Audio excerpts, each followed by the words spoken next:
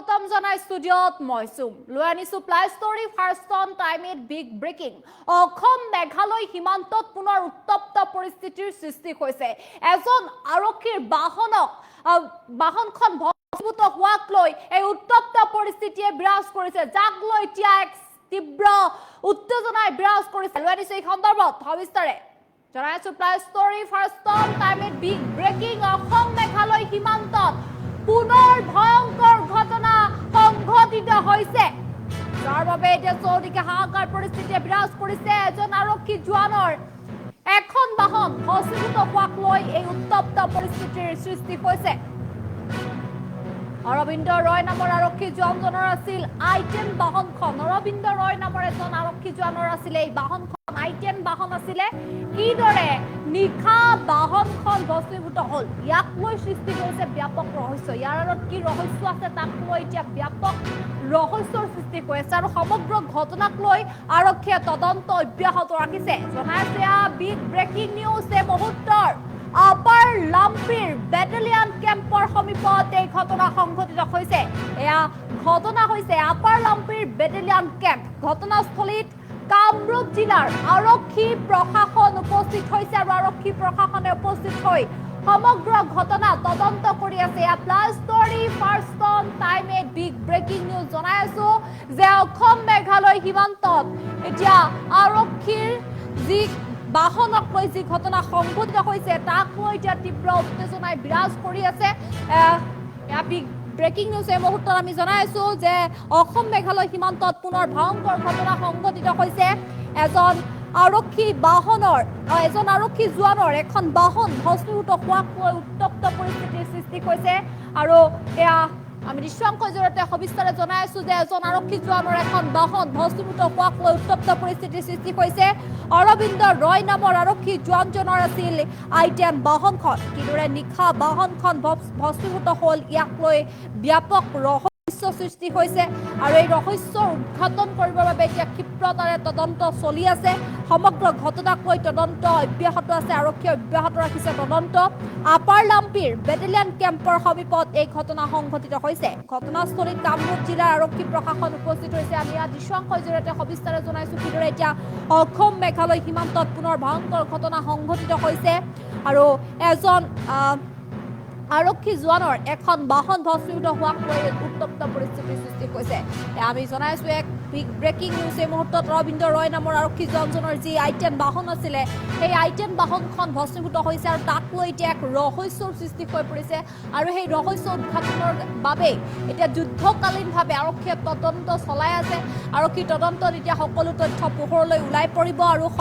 Upper লাম্পিৰ battalion কেম্পৰ সমীপত এই ঘটনা সংঘটিত হৈছে জনাইছো এই মুহূৰ্তৰ এই ব্ৰেকিং নিউজ কিদৰে এতিয়া দেখিবলৈ পোৱা গৈছে অসম মেঘালয় সীমান্তত এতিয়া আৰক্ষী সুৰক্ষিত নহয় এতিয়া অসম মেঘালয় সীমান্তত কিয়নো এনেদৰে এখন আৰক্ষীৰ বাহন ভস্মীভূত হোৱাক লৈ এতিয়া তীব্ৰ চাঞ্চল্যই বিৰাজ কৰিছে আৰু আৰক্ষী জোৱানৰ এই বাহনখন ভস্মীভূত হোৱাক লৈ এতিয়া তীব্ৰ উত্তেজনাই বিৰাজ কৰিছে এয়া বিগ ব্ৰেকিং নিউজ এই মুহূৰ্তত জনাই আছো আমি তাৰ ভিতৰত প্ৰতিগৰাকী দৰ্শকক যে অসম মেঘালয় সীমান্তত এতিয়া আৰক্ষী সুৰক্ষিত নহয় আৰক্ষী বাহনত ভয়ংকৰ কাণ্ড কৰিছে কোনো দুৰ্বৃত্তই এই ভয়ংকৰ কাণ্ড কৰিছে আৰক্ষীৰ বাহনত তাৰ পাছতেই এক চাঞ্চল্য বিৰাজ কৰিছে বুলি ক'ব লাগিব কিয়নো এনেদৰে এখন আৰক্ষীৰ বাহন ভস্মীভূত কৰিছে যাৰ ফলত এতিয়া এক তীব্ৰ উত্তেজনাই বিৰাজ কৰিছে বিগ ব্ৰেকিং নিউজ এই মুহূৰ্তত টাইমেটৰ প্ৰতিগৰাকী দৰ্শকক জনাই আছো যে কিদৰে এতিয়া অৰবিন্দ ৰয় নামৰ সেই আৰক্ষী জোৱানজনৰ আই-10 বাহনখন ভস্মীভূত হোৱাক লৈ এতিয়া এক উত্তপ্ত পৰিস্থিতিৰ সৃষ্টি হৈছে পুনৰবাৰ কৈছো অৰবিন্দ ৰয় নামৰ আৰক্ষী জোৱানজনৰ আই-10 বাহনখন ভস্মীভূত হৈছে যাক লৈ এতিয়া উত্তপ্ত পৰিস্থিতিয়ে বিৰাজ কৰিছে আৰু কিদৰে নিশা বাহনখন ভস্মীভূত হল ইয়াক লৈ সৃষ্টি হৈছে ব্যাপক ৰহস্যৰ সৃষ্টি হৈ আছে যে কিদৰে বাহনখন ভস্মীভূত হল তাক লৈ ৰহস্যৰ সৃষ্টি হৈ আছে আৰু সমগ্ৰ ঘটনাক লৈ তদন্ত কৰি আছে আৰক্ষীয়ে সমগ্ৰ ঘটনা সন্দৰ্ভত তদন্ত অব্যাহত ৰাখিছে আপাৰ লাম্পিৰ বেটেলিয়ান কেম্পৰ সমীপত এই ঘটনা সংঘটিত হৈছে আৰু ঘটনাস্থলীত কামৰূপ জিলাৰ আৰক্ষী প্ৰশাসন উপস্থিত হৈছে দৃশ্যাংশৰ জৰিয়তে আমি সবিস্তাৰে জনাইছো যে যিদৰে এতিয়া অসম মেঘালয় সীমান্তত এতিয়া আৰক্ষী সুৰক্ষিত নহয় যাৰ বাবে তাক লৈ এতিয়া এক সেই খবৰে ৰাজ্যক জোকাৰি গৈছে কিয়নো এনেদৰে আৰক্ষীয়ে যেতিয়া সুৰক্ষিত নহয় তাক লৈ এতিয়া সকলো চিন্তিত হৈ পৰিছে। এই খবৰে এতিয়া সকলোকে চিন্তাত পেলাইছে। এনেদৰে আৰক্ষীৰ বাহন ভস্মীভূত হোৱাক লৈ চৌদিশে এক চাঞ্চল্য বিৰাজ কৰিছে আৰু এতিয়া তাৰ বাবে ক্ষিপ্ৰতাৰে তদন্ত চলি আছে আৰু তদন্তৰ অন্তত এতিয়া কি ৰহস্য আছিলে সেই ৰহস্য ফাদিল হ'ব বা সেই ৰহস্য ওলাই পৰিব আৰু তাৰ বাবে আৰক্ষীয়ে এতিয়া যুদ্ধকালীনভাৱে তদন্ত চলাই আছে। অসম মেঘালয় সীমান্তত এই ঘটনা সংঘটিত হৈছে।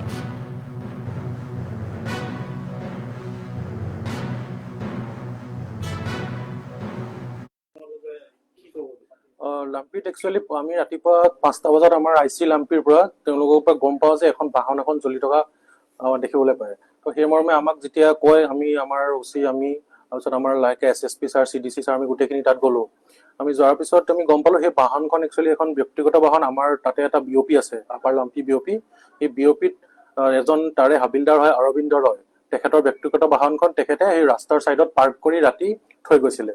একচুৱেলি BOPটো 10টাৰ পৰা মানে 500 মিটাৰ মান দূৰত হয় তেওঁলোক য'ত বাহনখন পাৰ্ক কৰিছিলে আৰু আপোনাৰ মেঘালয়ৰ বৰ্ডাৰটো 2 কিলোমিটাৰ মান হয়। তো তাৰপিছত আমি যোৱাৰ পিছত আমি গোটেইখিনিৰ লগতে সোধা পোছা কৰিলো, আমাৰ লোকেল মানুহখিনিৰ লগতো কথা পাতিলো, চবৰ লগত কথা পাতিলো। তেওঁলোকে কোনো একো এতিয়ালৈকে দেখা নাই, মানুহ দেখা নাই বা কোনো চবেই সন্দেহ কৰিছে যে কোনোবাই জ্বলাইছে বুলি। তো সেই মৰ্মে আমি কি কৰিলো, আমাৰ FSL আমাৰ যিটো কাহিলীপাৰাত আছে তেওঁলোকক ৰিকুৱেশ্যন দিয়া হ'ল, তেওঁলোকক মতা হ'ল, তেওঁলোকৰ টিম আহিলে। তেওঁলোকৰ টিম আহি ভালকে চালি জাৰি চালে গোটেইখিনি। আমাৰ তেওঁলোকে যিখিনি সন্দেহযুক্ত চেম্পলছ যিখিনি কালেক্ট কৰিলে, সেই চেম্পলছ কালেক্ট কৰি তেওঁলোকে পিছত পৰীক্ষা কৰিহে তেওঁলোকে ক'ব পাৰিম বুলি কৈছে। এতিয়া আমি যিটো প্ৰিলিমিনাৰী ইনকুৱাৰীত মানে বাহিৰৰ পৰা কোনোবাই জ্বলাইছে বুলি আমি একো মানে চিন বা তেওঁলোকৰ একো আমি দেখা নাই। তাৰ উপৰিও মানে ওচৰত কিবা কেৰচিনৰ গোন্ধ বা কেৰচিনৰ মানে বটল বা এনেকুৱা কোনো পোৱা নাই। তেখেতলোকেও ভালকে চালি জাৰি চালে। তেখেতলোকে কৈছে যে 7 দিনৰ বা 10 দিনৰ ভিতৰতে ৰিপৰ্টটো দিব। তেখেতলোকে একচুৱেলি স্পেচিফাই কৰিব পাৰিব যে একচুৱেলি এইটো হৈছিলে কি। তেলৰ যদি এক টোপো তেওঁলোকে তাত পায় তেতিয়াও তেওঁলোকে গম পাব যে এইটো কোনোবাই বাহিৰৰ পৰা তেল ঢালি জ্বলাইছে নে। তেওঁলোকে কৈছে যে হয়তো শ্বৰ্ট চাৰ্কিটো হ'ব পাৰে বা স্পাৰ্ক কৰিও জ্বলি জ্বলোৱা মানে এনেকুৱা বহুত উদাহৰণ আছে।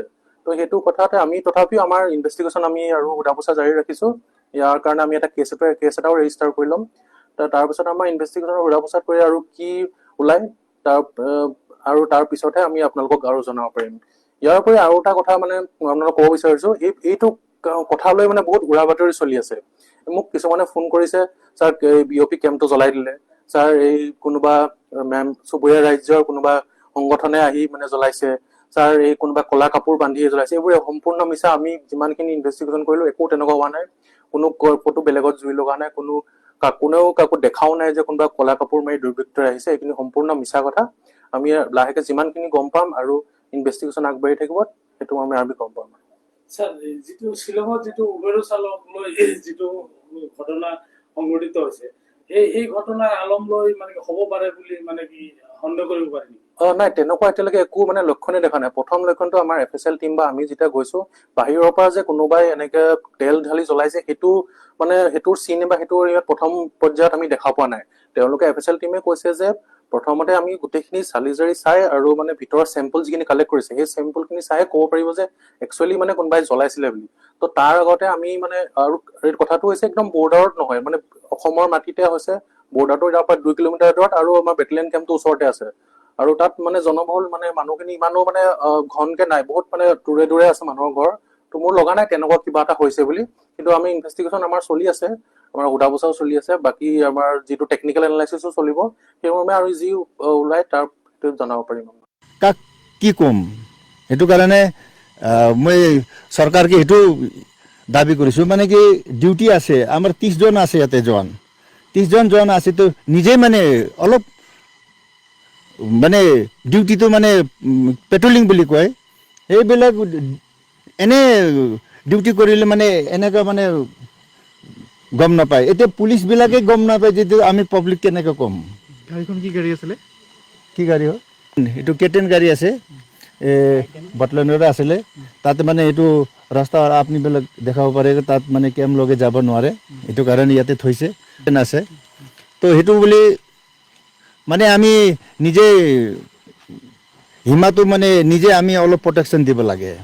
কাক কি ক'ম, সেইটো কাৰণে মই চৰকাৰকে সেইটো দাবী কৰিছোঁ। মানে কি ডিউটি আছে আমাৰ 30জন আছে ইয়াতে জোৱান, 30জন জোৱান আছে। তো নিজে মানে অলপ মানে ডিউটিটো মানে পেট্ৰলিং বুলি কয় এইবিলাক এনে ডিউটি কৰিলে মানে এনেকুৱা মানে গম নাপায় এতিয়া পুলিচবিলাকে গম নাপায় যিটো আমি পাব্লিক কেনেকৈ ক'ম গাড়ীখন কি গাড়ী আছিলে কি গাড়ী হয় এইটো কেটেন গাড়ী আছে বটলেনৰে আছিলে তাতে মানে এইটো ৰাস্তা আপুনিবিলাক দেখাব পাৰে তাত মানে কেম লগে যাব নোৱাৰে এইটো কাৰণে ইয়াতে থৈছে আছে তো সেইটো বুলি মানে আমি